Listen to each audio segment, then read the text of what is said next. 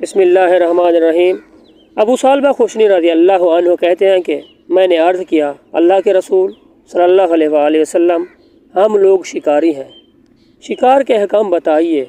آپ صلی اللہ علیہ وآلہ وسلم نے فرمایا، جب تم شکار کے لیے اپنا کتا چھوڑو اور اس پر اللہ کا نام یعنی بسم اللہ پڑھ لو، پھر وہ تمہارے لیے شکار کو روک رکھے تو اسے کھاؤ۔ میں نے کہا، اگرچہ وہ شکار کو مار ڈالے؟ آپ نے فرمایا، اگرچہ مار ڈالے۔ میں نے عرض کیا، ہم لوگ تیر انداز ہیں، تو اس بارے میں فرمائیے۔ آپ صلی اللہ علیہ وآلہ وسلم نے فرمایا، تمہارا تیر جو شکار کرے اسے کھاؤ۔ میں نے عرض کیا، ہم سفر کرنے والے لوگ ہیں، یہود و نصارہ اور مجوس کی بستیوں سے گزرتے ہیں، اور ان کے برتنوں کے علاوہ ہمارے پاس کوئی برتن نہیں ہوتا، تو کیا ہم ان کے برتنوں میں کھا لیں؟ آپ صلی اللہ علیہ وآلہ وسلم نے فرمایا، اگر تم اس کے علاوہ کوئی برتن نہ پا سکو تو اسے پانی سے دھو لو، پھر اس میں کھاؤ پیو۔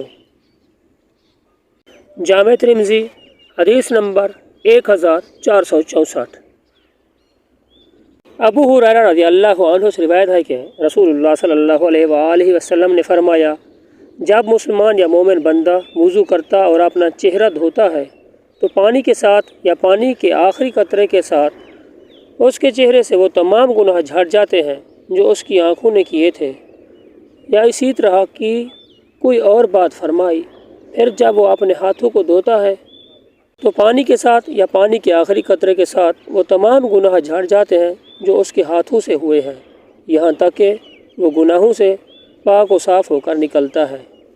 جامع ترمذی حدیث نمبر 2۔